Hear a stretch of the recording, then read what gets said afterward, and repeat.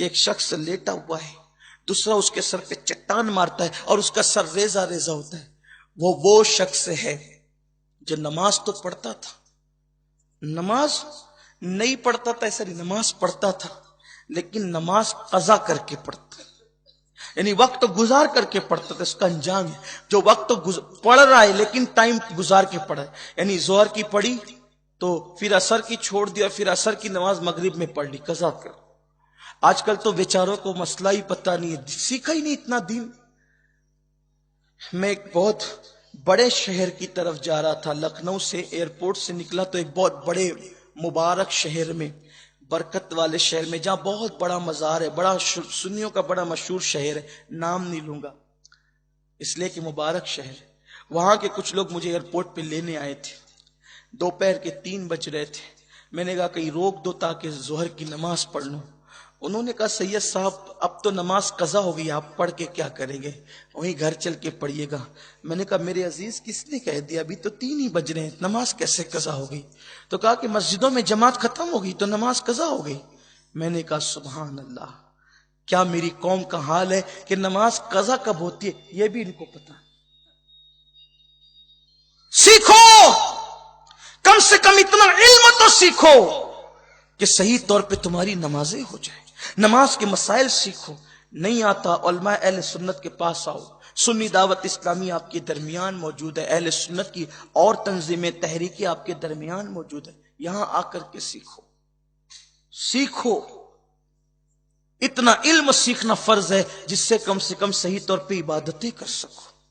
اگر نہیں سیکھو گے تو جہنم میں جانے کے لیے تیار ہو جاؤ. حدیث پاک کا مفہوم ہے، اللہ کے رسول علیہ السلام فرماتے ہیں بعض لوگوں کو اللہ بغیر حساب کے جہنم میں ڈالے گا، بغیر حساب کے بعض لوگوں کو جہنم میں ڈالے گا. پوچھا گیا یا رسول اللہ بے حساب جنت میں ڈالنا تو سمجھ میں آتا ہے، بے حساب جہنم میں ڈالنا وجہ کیا ہوگی؟ حضور فرماتے ہیں ان کو علم سیکھنے کا موقع ملا تھا اور انہوں نے فرائض علم بھی نہیں سیکھے، اس لیے اللہ ان کو بغیر حساب جہنم میں ڈالے.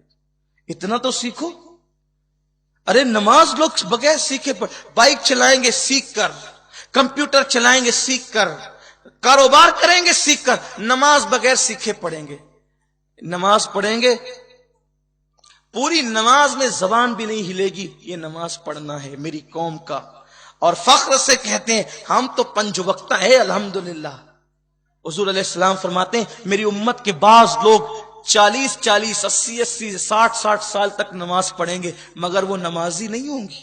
پوچھا حضور کیوں؟ کہا ان کو نماز پڑھنے ہی نہیں آتی. پوری نماز میں زبان تو ہلے، ہر جگہ زبان کیچی کی طرح چل رہی ہے، نماز میں بیچاری اتنی مؤدب ہے ہلتی ہی نہیں. یہ نماز پڑھنا نہیں ہے، یہ نماز سوچنا ہے. پڑھنے کی تعریف کم سے کم فقہا کے نزدیک یہ ہے کہ تم اتنی آواز سے پڑھو کہ تمہارے کان خود سن سکے. اگر اتنا بھی نہیں کیا تو آپ کی نماز ہی نہیں ہے.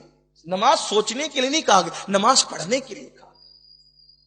اب یہ مسئلہ آپ کہاں سیکھیں گے؟ اب میں تقریر میں اگر آپ کو نماز سکھاؤں تو پھر کیا بات ہے؟ تو آپ کو علماء کے پاس آنا ہوگا، مبلغین کے پاس آنا ہوگا، اہل حق کے پاس آنا ہوگا. نماز سیکھو، سیکھ کر کے پڑھو.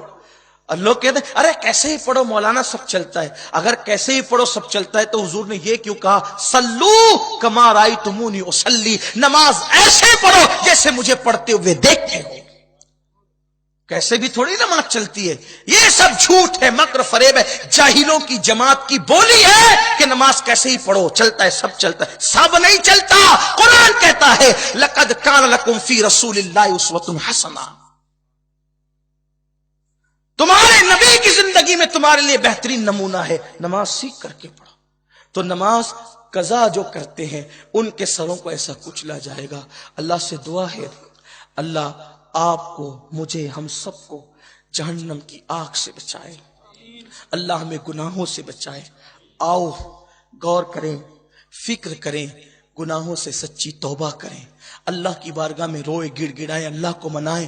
مولا آج سے پہلے ہم سے بھول ہوئی ہے، ہم اپنے گناہوں سے توبہ کرتے ہیں.